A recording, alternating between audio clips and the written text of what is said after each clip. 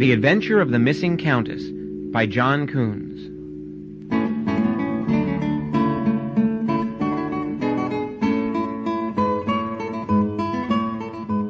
It was a glorious spring day in the year 1889.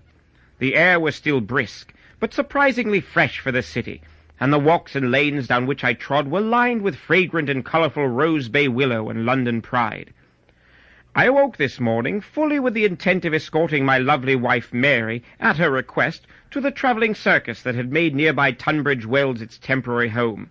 But those plans were laid aside, much to my wife's dismay, by an urgent communication from my friend and associate, Sherlock Holmes. As I walked the accustomed route to 221B Baker Street, I reflected on some of Holmes' past adventures, which started out in this exact same manner. Upon arriving at my destination, Holmes greeted me warmly. "Ah, Watson, so good of you to come." "Come, Holmes," I replied. "I have rarely declined an opportunity to accompany you on one of your cases." "Quite so, but since Mary Morstan made an honest man of you, your availability has been somewhat more limited." "One of the small disadvantages of married life, I'm afraid." "A small disadvantage, to be sure. Married life agrees with you, old boy."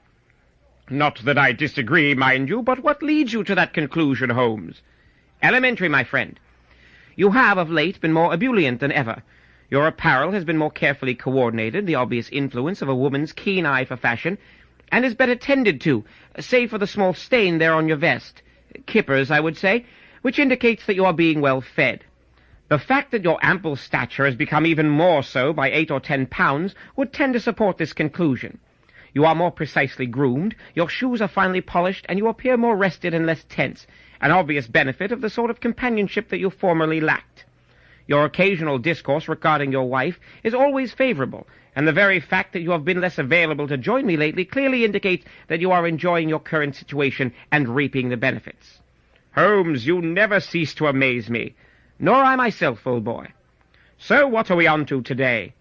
"Come, Watson, I'll tell you all I know in the cab." In the carriage, Holmes explained what he knew of the case. "Do you know the name Countess Virginia Thurgood Willoughby?" "As a matter of fact, I do.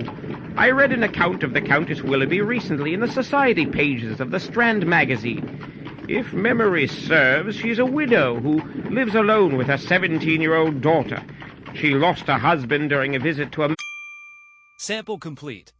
Ready to continue?